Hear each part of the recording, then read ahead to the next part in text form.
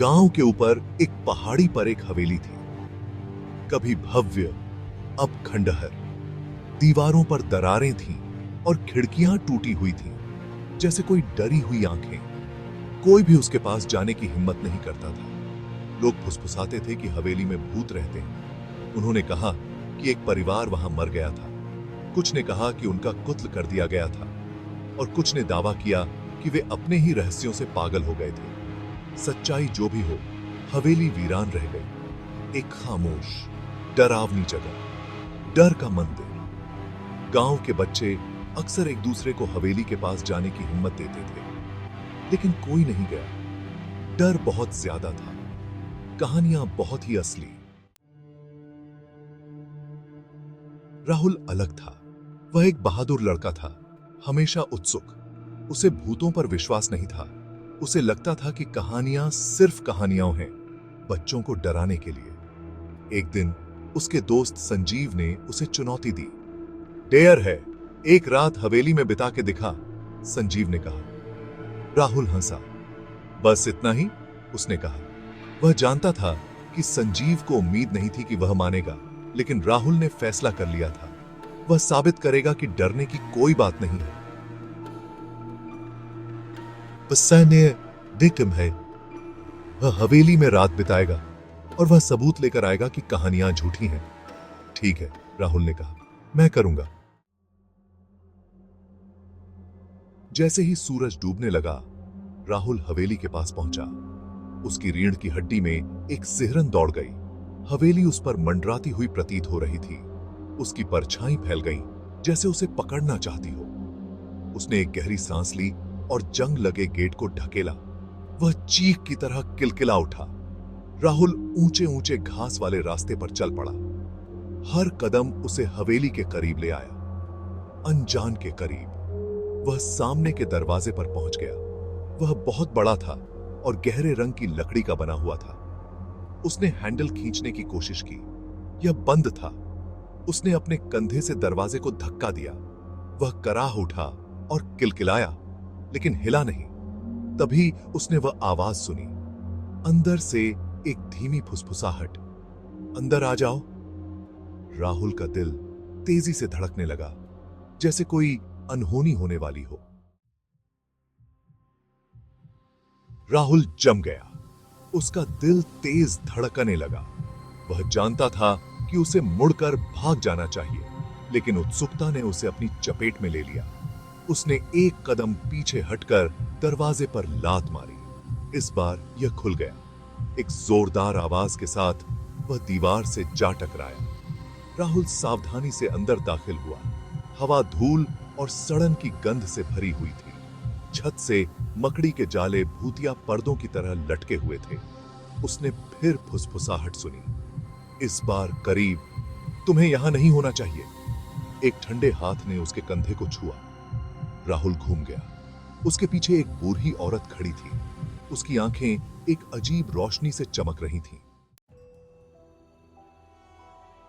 राहुल हंफने लगा। बूढ़ी औरत फटे कपड़े पहने हुए थी। उसका चेहरा सूखा और पीला था। वह उसे उदासी और गुस्से से देख रही थी। यह मेरा घर है, उसने फुसफुसाते हुए कहा। तुम्हें जाना चाहिए। राहुल बोलने की कोशिश करने लगा, लेकिन शब्द उसके मुंह से नहीं निकले। वह डर के मारे लकवाग्रस्त था। बूढ़ी औरत मुड़ी और एक दालान में चली गई। उसके कदमों की आवाज नहीं आ रही थी। मेरे पीछे आओ, उसने फुसफुसाते हुए कहा। मैं तुम्हें सच्चाई दिखाऊंगी। उसके चारों ओर की दीवारें फुसफुसाती हुई प्रतीत हो रही थीं। उसे जाने के लिए कह रही थीं। उसे खतरे की चेतावनी दे रही थीं। राहुल बूढ़ी औरत का पीछा करने लगा। उसे नहीं पता था कि वह ऐसा क्यों कर रहा है। वह बस इतना जानता था कि उसे करना ही है। वे एक दीवार तक पहुंचे। बूढ़ी औरत ने अपना हाथ उस पर रखा। दीवार का एक हिस्सा खिसक गया, जिससे एक गुप्त रास्ता दिखाई दिया। आओ, उसने फुसफुसाते हुए कहा। सच्चाई इंतजार कर रही है। रास्ता अंधेरा और संकरा था। राहुल को अपना सिर झुकाना पड़ा। हवा घुटन भरी और बासी थी। उसमें मौत की गंध आ रही थी। उसने अपने पीछे आवाजें सुनी, कदमों की आवाज, फुसफुसाहट। वह नहीं बता सकता था कि वे असली थीं या सिर्फ उसकी कल्पना। वह वापस मुड़ना चाहता था, लेकिन कुछ उसे आगे की ओर खींच रहा था। उसे सच्चाई जाननी ही थी। रास्ता एक बड़े कमरे में खुलता था। एक टिमटिमाते हुए तेल के दीपक से उसकी रोशनी बहुत मंद थी।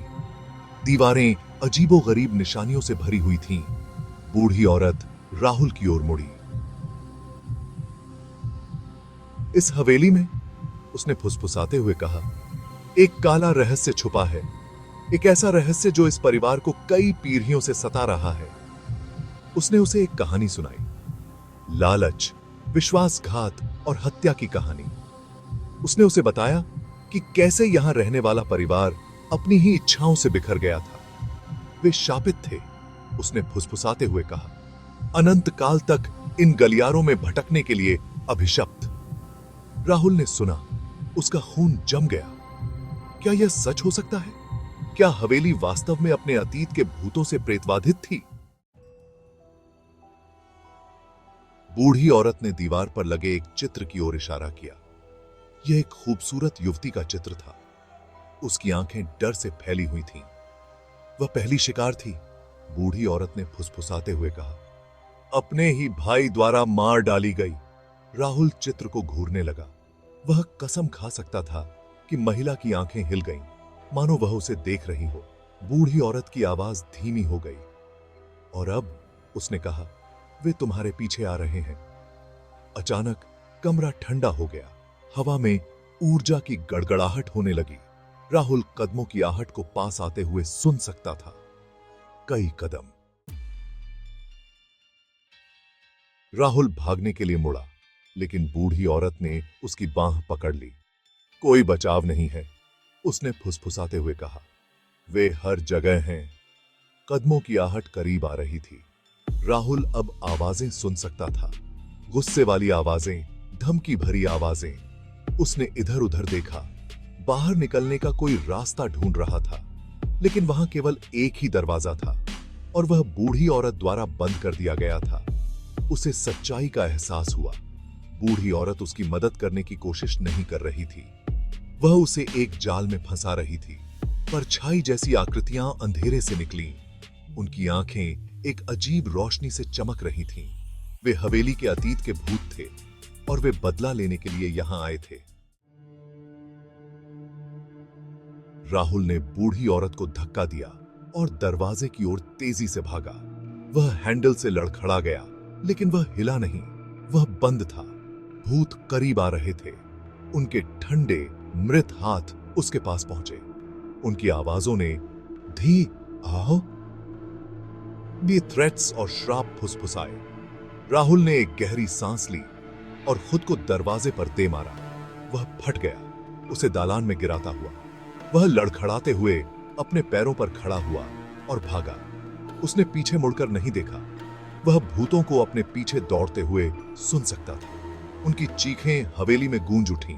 वह आखिरकार सामने के दरवाजे पर पहुंचा और उसे खोल दिया। वह बाहर ठोकर मारकर रात में गिर पड़ा।